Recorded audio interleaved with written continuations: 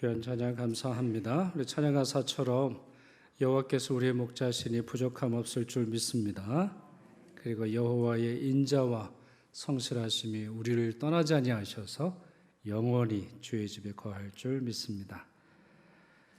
여러분, 소그룹이라는 단어 자주 들어보셨죠? 작은 구성원, 크게는 한 10명, 아주 크면 한 20명까지는 가능하겠습니다만 5명에서 한 10명까지 구성되는 소그룹들이 교회 안에 있지요. 교회 안에 이 소그룹이 굉장히 중요합니다. 일례로 우리 교회 역사상 많은 예를 들을 수 있습니다만 중국 기독교를 말씀드릴 수 있을 것 같아요. 1960년대 문화혁명이 일어나죠. 중국 공산당이 중국을 지배하기 시작하면서 문화혁명을 일으키게 되고 이후 모든 교회가 폐쇄됩니다.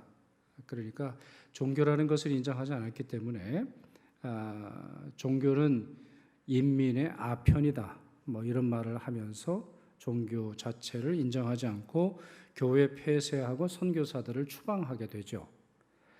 자, 이후 약 20년 동안 중국 안에서는 어떤 일이 일어나는지조차도 잘 알지 못하는 그런 시기가 있었는데요.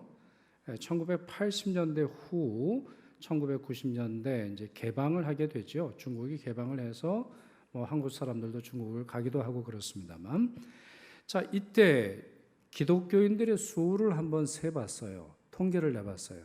중국 내에 크리스천이 얼마나 있나 깜짝 놀랐는데, 놀라운 것은 그리스도인들의 수가 증가했다는 거죠. 모태똥이 등장하기 전에 성도들의 수보다 오히려 철의 장막 그리고 교회를 문 닫은 이후에 그리스도인들의 수가 더 많더라는 거예요. 그리고 현재는 지금 1억에서 한 2억 명 정도 있다고 하죠. 중국 내에. 그럴 정도로 최대 기독교 인구를 가진 국가가 되었습니다. 자, 신학자들은 깜짝 놀라면서 그 원인을 조사를 해봤어요. 도대체 원인이 어디 있을까? 종교가 핍박을 당하고 교회는 폐쇄당하고 선교사들은 추방당하고 많은 사람들이 떠나야 하고 많은 사람들이 죽게 되었는데, 자, 교회가 살아남는 이유가 무엇일까 조사를 했는데 이구동성으로 동일하게 말하는 것이 있어요. 작은 무리 운동이 있을 것이다. 이렇게 추측을 해요. 작은 무리 운동. 무슨 말입니까? 교인들을 작은 무리로 만드는 거죠. 작은 단위로 만드는 거예요. 코끼리는 정말 많은 것을 먹기 때문에 참 관리하기 어렵고 키우기가 쉽지 않습니다만 토끼는 어떤가요, 여러분? 토끼는 그 작아 보여도 정말 생산하고 재생산해내는 것처럼 이 작은 무리 운동이 중국 교회를 지탱했다. 이렇게 해석을 해요. 달리 말해서 가정교회 운동이라고 부르기도 하는데 가정을 단위로 구성했기 때문이라는 것이죠. 감시 아니면 아주 지독한 핍박의 체제 가운데서 교인들은 작은 무리가 되어서 전도하고 그 가운데서도 하나님 앞에 예배하고 그 가운데서 하나님의 진리를 몸소 체험하게 되는 놀라운 일이 있었어요. 물론 여기에 하나 더 추가될 수 있는데 성령의 역사이죠. 이거는 소련 당시 때도 마찬가지입니다. 소련이 개방된 이후에 세계 선교사, 세계의 교회가 돕지 못했지만 성령의 역사가 그 가운데서 얼마나 놀랍게 일어났는지를 설명해 주고 있는데 중국 교회도 마찬가지입니다. 놀라운 성령의 기적이 성령의 역사가 그 가운데 있는 하나님의 사람들을 인도하셨던 것을 볼 수 있어요. 어쩌면 북한도 마찬가지일지도 몰라요. 북한 교회 교인들이 우리를 위해서 걱정한다고 하죠. 우리가 북한 교회의 자유를 위해서, 북한의 평화를 위해서 또 마음껏 예배하기 위해서 우리가 기도를 합니다만 북한 사람들은 우리 위해서 기도해요. 타락한 기독교, 타락한 목회자, 교회가 제대로 가지 못하는 모습을 놓고 기도한다. 이런 말씀을 들은 적이 있어요. 자, 이와 같은 역사를 살펴보면 소그룹이 왜 중요한지 알 수 있어요. 그리고 최근에 여러분 2, 3년 기간 동안에 코로나가 발생을 해서 많은 교회들이 어렵잖아요. 그런데 한결같이 통계가 나옵니다. 소그룹이 건강한 교회는 코로나에 큰 영향을 받지 않았어요. 그러니까 뭐 전염병이 어떻게 되든 정부 방침이 어떻게 되든 교회 예배당에서 실제로 모임이 가능하든 모임이 가능하지 않든 소그룹, 달리 말씀드려서 구역과 선교회와 작은 단위로 구성되어 있는 소그룹이 건강한 교회는 별 타격이 없어요. 헌금이 줄지 않았어요. 오히려 헌금이 늘었어요. 예배당에서 출석하는 성도들은 줄었어도 교회가 더 많은 사역을 하게 되었어요. 성도들이 교회를 모이기 어려운 사정이 됐으니까 각자의 위치에서 더 봉사하고 더 사랑하고 더 하나님의 역사가 있는 것을 지금 많은 교회들이 보고하고 있어요. 소그룹의 원리는 예수님의 제자 훈련의 방식이에요. 그렇잖아요, 여러분? 예수님께서 제자 훈련을 하실 때 12제자를 부르사 다른 제자들과 함께 예수 그리스도를 따르라고 말씀하셨어요. 그러니까 예수님은 제자들 한 사람 한 사람 맨투맨으로 1대1로만 만나신 것이 아니라 이들이 12명 안에 거하도록 하셨어요. 이들의 출신, 이들의 경험, 이들의 기질, 이들의 능력 매우 다양하지 않았습니까? 자, 상당수는 갈릴리 어부이지요. 또 정치적으로는 어떤가요? 어떤 사람은 반로마 민족주의자, 어떤 사람은 이제 세리도 있었단 말이죠. 친로마 고위 공무원도 있었죠. 사려 깊은 사람이 있었던 거에 비해서 쉽게 흥분하는 사람이 있어요. 자, 이 두 기질이 얼마나 다른지 여러분 아시죠? 쉽게 흥분하는 사람은 잘 말하지 않는 사람을 향해 겁쟁이라고 말해요. 그리고 잘 자기의 의견을 드러내지 않는 사람들은 쉽게 흥분하는 사람들은 무식하다고 얘기를 하죠. 그러니까 각자가 서로 존경하지 않고 존중하지 않는 그런 기질들이 있는데 지금 이 12명 안에는 그러한 기질들이 모여 있다라는 거예요. 자, 그 중에 또 어떤 사람이 있어요? 의심이 많고 검증하기 좋아하는 사람이 있죠. 그리고 어떤 사람은 돈만 밝히다가 스승을 배반한 사람까지 있어요. 어느 안에? 12명 안에 있는 거예요. 그러니까 예수님의 공동체, 예수님의 제자 공동체는 상당히 이질적이고 상당히 다양하고 매우 상반된, 비슷하지 않아요. 이 중에 비슷한 사람들은 거의 없어요. 형제들하고도 다릅니다. 제가 이제 다음 주에 우리 또 다른 사도에 대한 말씀 이제 드릴 텐데 형제들도 달라요. 그건 너무 당연하죠, 여러분. 부부가 얼마나 다릅니까? 여러분 자녀가 얼마나 다릅니까? 큰애가 다르고 둘째가 다르고 셋째가 다르잖아요. 다 다른 거예요. 어제 다르고 오늘 다르지 않나요? 1년 전 다르고 올해가 또 다른 거예요. 이와 같이 상반되고 다양한 사람들이 묶여져 있었는데요. 자, 이것이 12명의 예수님의 제자 공동체의 특성이었었고 바로 이것이 교회의 DNA입니다. 여러분, 교회는 다양한 사람들이 모이고 있어요.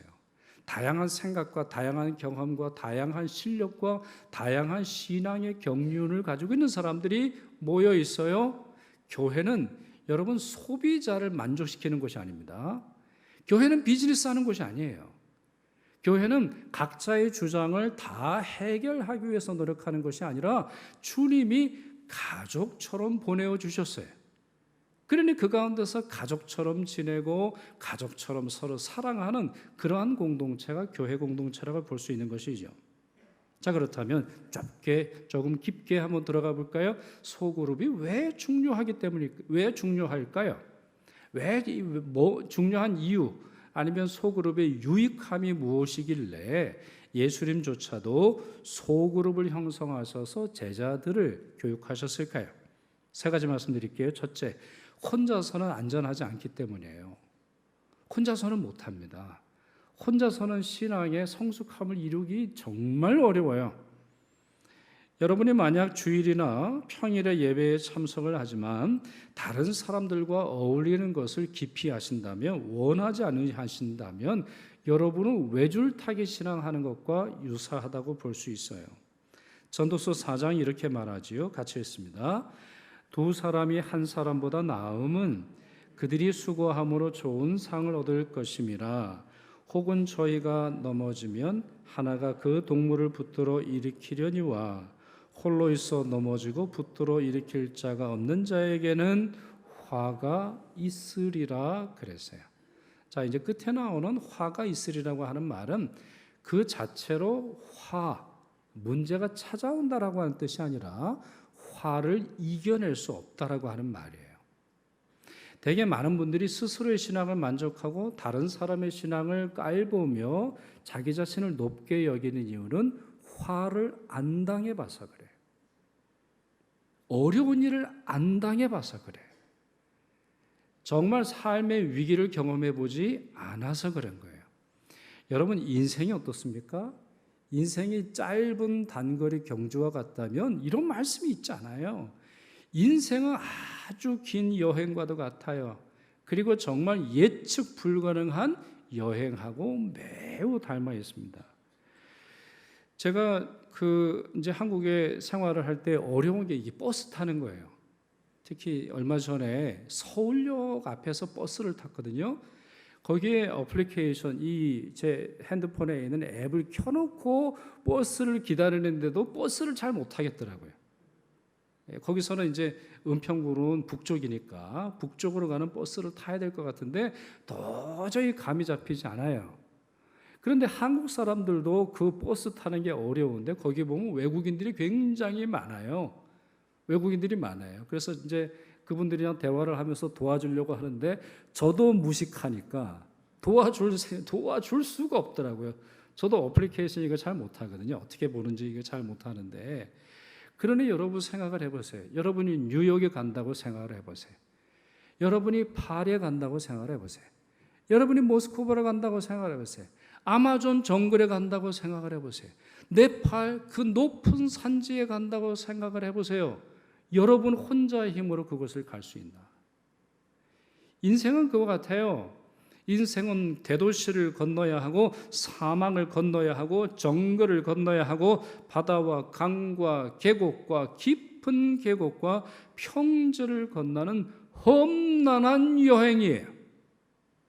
그 험난한 여행길을 혼자 걷는 것은 위험하죠. 무엇보다 유혹이 문제입니다. 시시각각으로 찾아오는 이 유혹에 혼자의 힘은 감당하기 어려워요. 주님은 바로 이 문제, 이 연약함을 너무나 잘 아셨기 때문에 바른 길을 걸어가고자 한다면 서로 권면하고 서로 공동체 안에서 신앙생활을 하도록 하셨어요. 그 말씀 보시죠. 히브리서 3장 13절 같이 읽습니다. 오직 오늘이라 일컫는 동안에 매일 피차 권면하여 너희 중에 누구든지 죄의 유혹으로 완고하게 되지 않도록 하라 그랬어요. 자, 말씀을 찬찬히 보시죠. 오직이라 그랬어요. 다른 건 없는 거예요, 여러분. 자, 오늘이라 일컫는 동안에 매일. 이거는 매일 해야 돼요. 이거는 일주일 단위로 하는 게 아니에요. 이거는 한 달 단위로 하는 게 아닙니다. 1년 단위로 하는 게 아니에요. 매일 해야 돼요. 뭘 해요? 피차 권면해 주세요. 뭘요? 너희 중에 누구든지 죄의 유혹으로 완고하게 되지 않도록 하라는 거예요. 여러분 한번 해보고 싶은 마음도 들기는 합니다만 우리 곡하는 소리가 들릴 수도 있어서 여러분 스트레칭 편하세요? 스트레칭 하는 거 한번 해볼까요? 예배 중에 할렐루야 나오기는 좀 어려울 수 있을 것 같아서 하진 않겠습니다. 여러분 스트레칭이 왜 어렵죠? 스트레칭이 어려운 이유는 뭐예요? 스트레칭이 힘들어서가 아니에요. 우리의 몸이 딱딱해져서 그런 거예요. 여러분 왜 다른 사람의 말이 그렇게 듣기 싫으세요? 다른 사람들이 하는 말 아주 듣기 싫으시고 다른 사람의 말이 왜 상처가 돼요? 그 말이 칼날이기 때문이에요? 아니에요. 여러분이 약하기 때문이에요. 여러분이 상처가 있기 때문에 여러분들이 악수를 할 때 여러분 손에 상처가 있으면은 아무리 이 작은 터치를 가지고도 아쓰라리 이렇게 말하는 것처럼 여러분이 약하다는 걸 보여주는 거예요. 여러분이 왜 부인의 말에 쉽게 발끈합니까? 여러분은 왜 여러분이 아내, 부인 같은 말이죠. 남편의 말에 그렇게 결혼하기 전부터, 연애할 때부터의 스토리가 나와야 합니까? 이유는 여러분의 배우자 문제가 아니라 여러분이 약하기 때문이에요. 죄도 마찬가지입니다. 죄도 우리가 죄에 노출되고 죄의 유혹이 될 때 어떤 일이 생겨요? 완고하게 돼요. 완고하게 됩니다. 죄를 지으면 오히려 양심의 가책을 느끼고 부드러워지고, 네, 그렇습니다. 제가 문제입니다. 제가 회개하겠습니다. 제가 반성하겠습니다. 제가 돌아가겠습니다. 이렇게 안 된다는 거예요. 그래서 마치 스트레칭 할 때 스트레칭을 해야 몸이 부드러워지는데 거기에 아이고 이렇게 한단 말이죠. 네? 의자에서 일어날 때도 아이고 그렇게 된다는 거예요. 그건 운동 부족을 가르쳐 주는 거이지 삶이 어려운 게 아니에요. 그러면 다시 이 말씀 돌아와서 주님의 방법은 뭐예요? 주님의 방법은 피차 권면하는데 어떻게 하라? 매일 하라는 거예요. 매일 피차 권면해 줘야 된다는 것이죠. 그러니 어떤 사람이 영적으로 흔들린다면 그 사람을 돕는 것은 누구의 책임이에요? 주변에 있는 성도들의 책임이에요. 그 사람이 영적으로 흔들립니까? 그 사람이 어떤 말에 실족을 합니까? 그 사람이 어떤 신앙에 있어서 큰 어려움을 겪어요? 누구의 책임이에요? 성도들 책임이에요. 그 사람들을 권면하고 바른 길 가도록 기도해주고 사랑으로 품어주지 못하는 우리의 책임이라고 볼 수 있는 것이죠. 둘째, 신앙은 공동체 안에서 자라며 건강해집니다. 신앙은 공동체 안에서 건강해지는 거예요. 에베소서 4장 12절 보시면 바울은 직분자들의 책임을 이렇게 말합니다. 우리 직분자들의 이 말씀을 늘 기억하셔야 돼요. 자, 여러분이 왜 직분자로 부름을 받았느냐? 같이 있습니다. 성도를 온전하게 하여 봉사일을 하게 하며 그리스도의 몸을 세우려 하심이라 그랬어요. 자, 이 앞서서 이제 11절 말씀에 보면 어떤 이는 사도로, 어떤 이는 선지자로, 어떤 이는 전도자로, 어떤 이는 목사와 교사로 세움을 받았다, 부르심을 받았단 말이에요. 그러니까 다양한 직분이 있다라고 하는 말이에요. 그런데 모든 직분은, 어떤 직분은, 예를 들어서 사도는 보편적 직분입니다. 그러니까 이 교회에서만 사도고 저 교회에서는 사도가 아닌 게 아니에요. 사도는 당시에 보편적인 직분이라 언제나 사도예요. 그러니까 두 번째, 선지자와 그리고 전도자는 우리 교회 밖에 우리 다니는 어떤 순회하는 직분이고, 교회의 직분 중에는 목사와 교사, 여기서의 교사는 주일학교를 말하는 게 아니라 신학자를 말하는 거예요. 다양한 직분이 있는데 다양한 직분에 유일한 목표가 있어요. 그게 뭐라는 거죠? 그게 뭐라는 거예요? 지금 이미 12절 말씀처럼 성도를 온전하게 하는 거예요. 직분은 자기를 드러내는 게 아니에요. 직분의 평가는 자기가 열심히 했다는 게 아니에요. 여러분 이제 연말이 돼 갑니다. 여러분 부서를 이제 평가하셔야 되겠죠? 여러분이 얼마나 직분을 소중하게 잘 하셨는지 평가하셔야 되겠죠? 평가는 뭘로 하실 거예요? 얼마나 열심히 했는지? 내가 얼마나 수고했는지? 아니에요. 그걸로 하는 게 아니에요. 그거는 열매가 될 수 없는 거예요. 그거는 여러분들이 수고하고 헌신한 좋은 것이긴 하되 열매는 뭐예요? 성도로 하여금 온전해졌냐는 거예요. 여러분으로 인해서 여러분들이 맡은 부서의 성도들이 기뻐합니까? 성도의 믿음이 나아졌어요? 여러분들이 하는 여러 일들 속에서 성도들이 기쁨 속에서 있고 봉사하고 있나요? 아니면 나 혼자 봉사하고 있나요? 여러분 부흥하는 교회의 특징이에요. 부흥하는 특징은 혼자서 일하지 않아요. 부서 전체가 으쌰 이렇게 일을 하지 혼자 일하고 혼자 쓰러지고 혼자 실적하고 혼자 칭찬받는 그런 구조가 있는 게 아니에요.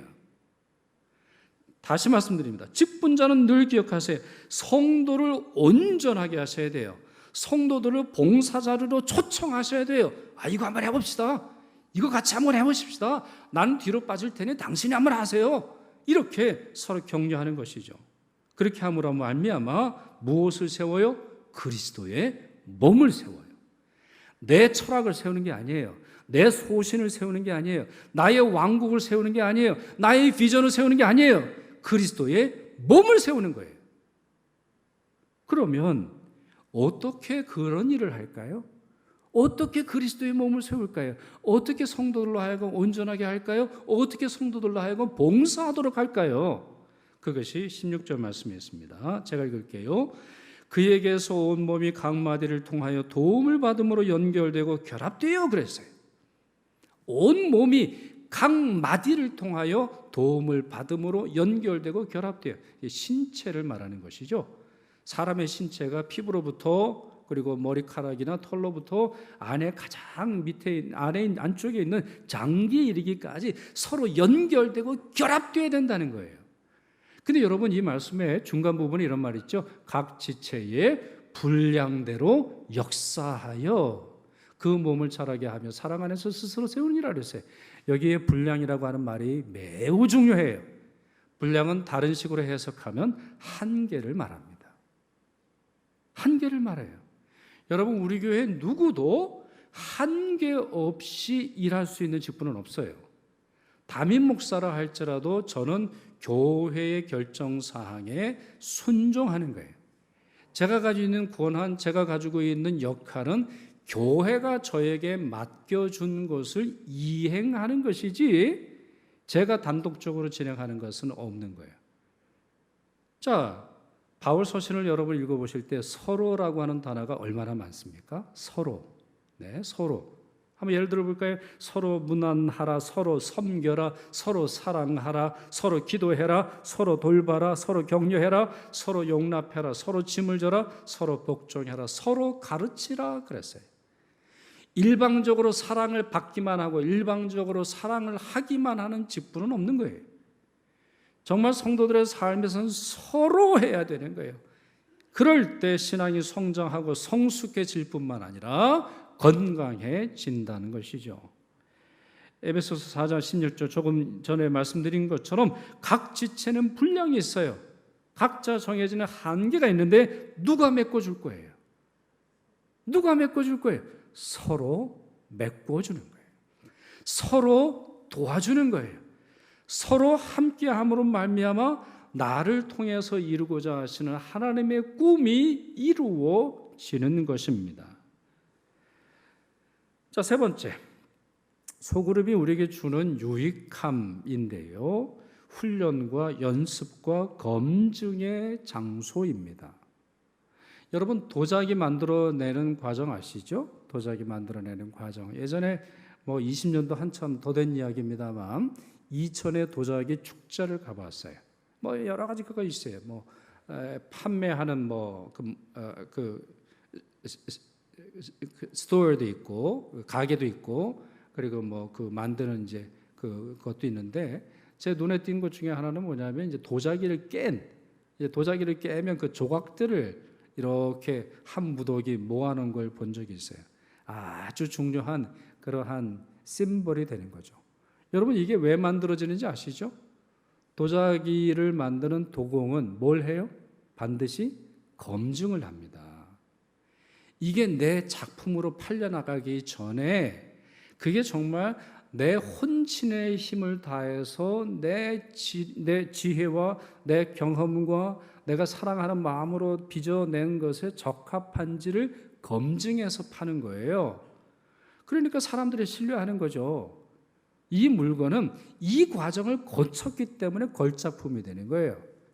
여러분, 흙덩이와 걸작품은 뭘로 구분이 돼요? 검증으로 되는 거예요. 검증으로. 그래서 망치를 들고 쪼개고 망치를 들고 박살내는 이 과정을 통해서만 걸작품이 만들어집니다. 저는 그 카프카라고 하는 소설가의 이야기를 좋아하는데 우리가 우리 자신을 마치 얼음을 쪼개는 것처럼 책을 읽지 않는다면 왜 책을 읽어야 하는가? 이런 말을 해요. 여러분, 그 무슨 말인지 이해가 되세요? 책을 읽어요, 신문을 봐요, 설교를 들어요, 찬양을 불러요, 사람들을 만나요, 어떤 일들을 계획합니다.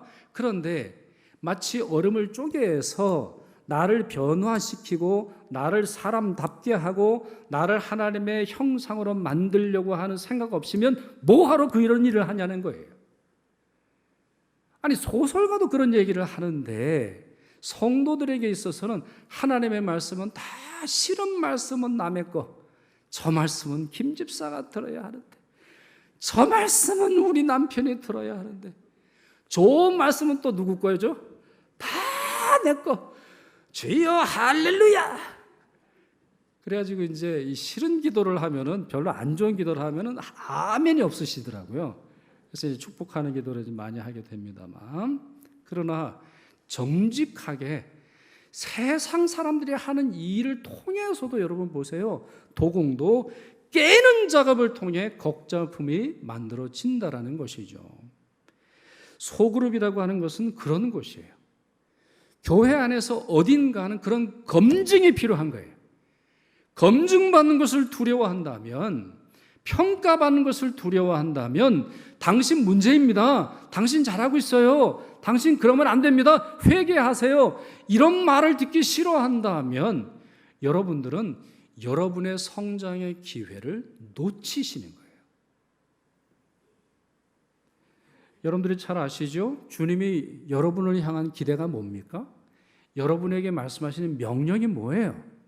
올해 저희 한 해 표이기도 합니다만, 교회를 새롭게 하고 세상을 이롭게 하라는 거 아니에요? 여러분들이 나가서 세상에 비치고 세상의 소금으로서 사명을 감당하라는 거 아니에요?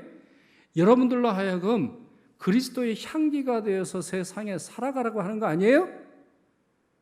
그러면 여러분, 향기와 같은 생각을 한번 해보시죠. 누군가는 맡아줘야 되는 거 아니에요? 야, 그거 향수 아니야. 야, 그거 가지고 무슨 세상에 향기를 풍긴다고 해? 그거 썩은 냄새야. 너 추한 냄새를 가지고 있어. 누군가는 말해줘야 되는 거 아니에요? 코가 막혀가지고 감기에 걸려서 자기는 아무것도 냄새를 맡지 못하면서 자기의 추측, 자기의 생각으로 나는 그리스도의 향기야, 이렇게 말한다고 생각을 해보세요. 주님은 땅끝까지 가서 모든 민족에게 복음 전하라 하지 않으셨나요? 원수를 사랑하고 핍박하는 자를 위해 기도하라고 말씀하지 않으셨나요? 주님은 우리를 걸작품으로 살라고 하셨어요. 세상에서 존귀하게 살라고 하셨어요. 세상에서 영향력을 끼치고 살라고 하신 거예요. 그러면 그 사명에 적합한 사람이라는 걸 누가 확인해 주겠어요? 누가 확인해 주겠어요? 목사가 제대로 교회를 걸어가는지 누가 확인해 주겠어요? 장로님이 제대로 가는지 누가 확인해 주겠어요? 소그룹이 하는 거예요. 요한일서 보시겠어요? 누구든지 하나님을 사랑하노라 하고 그 형제를 미워하면 이는 거짓말하는 자니, 보는 바 그 형제를 사랑하지 아니하는 자는 보지 못하는 바 하나님을 사랑할 수 없느니라 했어요. 여러분, 여기서 강조하고 싶은 단어가 있어요. 여기에 형제라고 하는 단어가 두 번 나오죠. 두 번째 줄 형제를 미워하면, 세 번째 줄 보는 바 그 형제를 사랑하지 아니하는 자는, 그랬어요. 그러면 이 형제는 누굽니까? 본문에 나오는 형제는 누구를 의미하죠? 믿음의 형제를 의미하는 거예요. 같이 예수 그리스도의 은혜를 받고 같이 예수 그리스도의 은혜로운 구원을 체험하고 구원받은 사람으로서 살아가는 형제조차 사랑하지 않는데 원수를 사랑할 수 있다고요? 세계 선교를 한다고요? 구역 모임에조차 나가지 않으면서 내 수준에 맞지 않으면 나는 당신이랑 만날 수 없어요. 내 마음을 이렇게 힘들게 하는 당신을 나는 사랑할 수가 없어요. 이렇게 말하는 사람이 세상 한 복판에서 그리스도를 알지도 못하는 사람들, 이방인들, 그리스도의 역사를 거부하는 사람들과 사랑의 관계로 살아갈 수 있다고요? 무슨 근거로 그렇게 말할 수 있어요? 함께하는 사람조차 포용할 수 없으면서도 세상에서 그리스도인처럼 살아갈 수 있다고요? 불가능한 일이죠.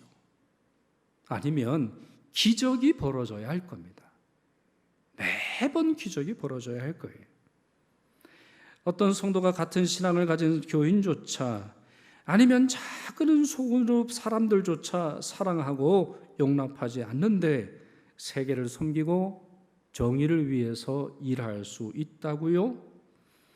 자기 어머니, 자기 아버지, 자기 정말 친족조차 사랑하지 못하면서도 알 수 없는 아프리카 사람들을 사랑할 수 있다고요? 저는 불가능하다고 봅니다. 아직은 저희 교회가 제대로 하고 있지는 않습니다만 저는 그런 점에서 교회의 직분자를 세울 때 구역원의 평가를 들어야 한다 생각을 합니다. 가까이 있는 사람들의 평가를 들어야 한다고 생각을 합니다. 여러분, 우리 기독교의 결혼식 중에 어떤 전통이 있냐면 우리 서양에는 아직 남아있는데요. 자, 여러분 중에 이 결혼에 대해서 반대할 사람이 있습니까? 말씀해 주십시오. 이걸 물어요. 그래 실제로 그 결혼이 성립할 수 있는지 성립하지 않는지 그걸 이제 확인하는 과정이 있는데 어떻게 본다면은 목사를 비롯해서 대부분의 사람들, 대부분의 재직들이 정말 하나님의 평가 가운데서 순전할 수는 없다 할지라도 완벽할 수는 없다 할지라도 함께 포용하고 함께 인정해주고 함께 축복해주는 그런 소그룹의 평가가 필요하다고 생각을 해요. 자, 말씀을 한번 보실까요? 요한복음 13장 35절 같이 읽습니다. 너희가 서로 사랑하면 이로써 모든 사람이 너희가 내 제자인 줄 알리라 그랬어요. 너희가 서로 사랑하면 이로써, 그렇죠? 자, 여러분, 이 문장이 말하는 게 뭐예요? 너희가 서로 사랑하면 조건이에요. 사랑했다라는 것을 말씀해 주세요. 사랑했다라고 하는 것을, 사랑의 증거를 말씀해 주세요. 그러면 이로써 너희가 내 제자인 것을 세상 사람들이 안다는 거예요. 다시 말씀드립니다. 저희 교회는 아직 제대로 만들어지지 않았어요. 여러분, 우리 재직들을 세울 때, 특히 항존직자를 세울 때 배우자가 그 뒤에 서죠. 그 여러분들이 오해하시는데 배우자도 같이 그 역할을 맡아주라는 그런 의미도 있습니다만 실제로 배우자가 이 사람 안 됩니다. 목사님, 이 사람 장로 되면 안 됩니다. 목사님, 이 사람 권사 되면 안 됩니다. 목사님, 이 사람 나를 굿하는 사람이고 이 사람 술에 일박인 사람이고 이 사람 내가 살아보니 그리스도인이 아닙니다. 이거를 배우자가 말하라는 거예요. 저희 교회에 아직 이런 제도가 없음을 말씀을 드립니다. 그러나 이제 우리 피택자들 이번에 이제 다시 저희 이제 겨울에 하게 될 텐데 여러분 저는 담임 목사로서 한번 스스로 돌아볼 기회를 여러분이 가지셔야 한다고 생각을 해요. 부부관계가 틀어지고 부부도 사랑하지 못하는 직분자 세우기가 정말 어려운 것이죠. 그러니 화해하고 화목하고 그리스도의 사랑의 열매를 맺으세요. 그래야 누구라는 거예요? 그래야 지금 말씀이 뭐라고 되어 있어요? 내 제자인 줄 알리라 했어요. 직분자 정도가 아니라니까요. 그리스도인 됨을 여기서 드러내라는 거예요. 검증이 필요하죠. 그 검증을 위해서 훈련이 필요한 거고 그 검증을 하기 위해서 소그룹의 사람들이 필요한 거예요. 그러니 여러분 구체적으로 말씀을 드릴게요. 제가 지금 이 말씀하니 요번에 하여튼 내가 크게 한번 내가 고발을 해버리라 이런 생각하시면 여러분 안 되는 거예요. 제가 설교 드린 이유는 기도해 주세요. 직분자가 완벽하지 않잖아요. 그래 기도해주고 권면해주고 매일처럼 목사님 기도합니다. 목사님 거룩하셔야 돼요. 장로님, 권사님, 집사님 우리가 기도하는데 우리가 주님 바른 길 가르치도록 우리가 보며 권면하고 기도하고 싶습니다. 그렇게 하셔야 되겠죠. 자, 이제 결론을 좀 내리죠.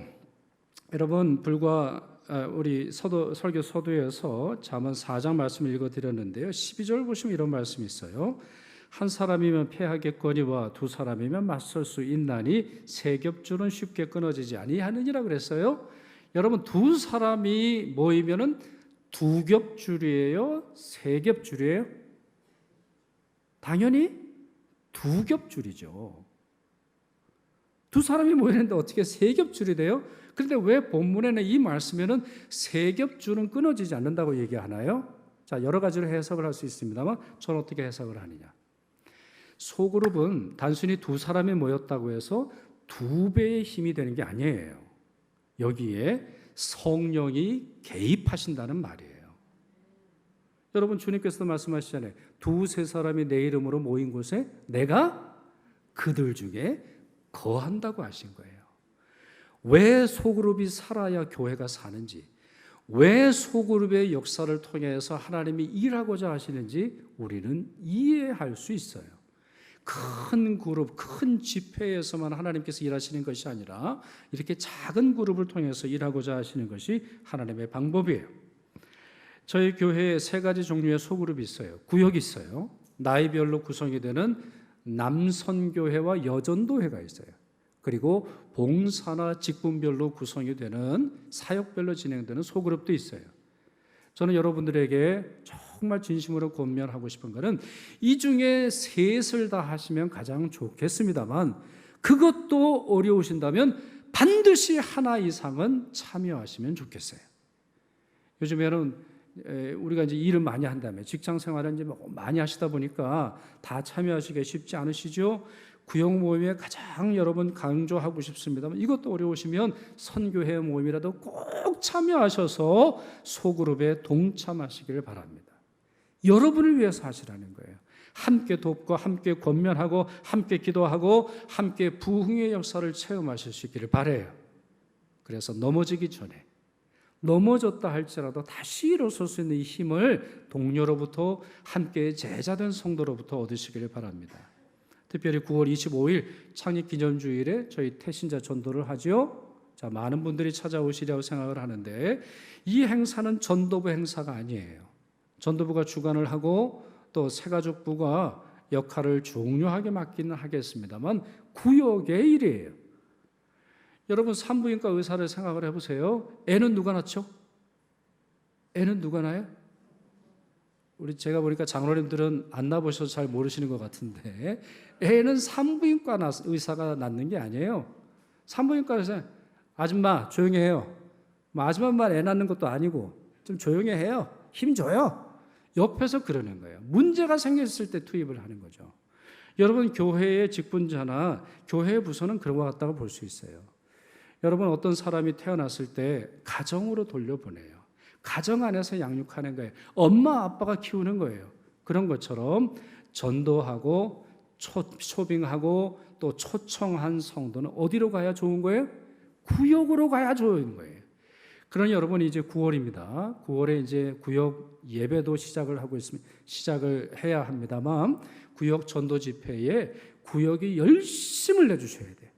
새 가족을 맞을 준비를 하세요. 한 명의 아기가 탄생하기 전에 엄마와 아빠, 할아버지, 할머니는 정성을 다해서 아이 베네옷을 준비하는 것처럼 여러분들 새 가족, 새 심령, 새로운 하나님의 사람들이 탄생되고 축하하고 격려하고 양육되고 길러지는데 구역이 소중하게 쓰임 받으시기를 축원합니다. 기도하겠습니다. 우리의 유일한 소망이신 주님, 말씀으로 우리의 생각을 여시며 말씀하신 대로 우리를 이끄시니 감사드립니다. 몸이 건강하려면 세포가 건강해야 하듯이 저희 교회의 부흥의 원동력이 소그룹에 있음을 믿사오니 구역과 선교회와 전도회와 사역별 소그룹이 더욱 건강하며 더욱 활발히 모이고 새로운 생명이 끊임없이 탄생하도록 도와주옵소서. 소그룹을 이끄는 리더들에게 주님의 마음과 성령의 권능을 부어 주옵시며 하늘의 상급 쌓게 하옵소서. 우리의 영원한 대제사장이신 예수 그리스도의 이름으로 기도드리옵나이다. 아멘.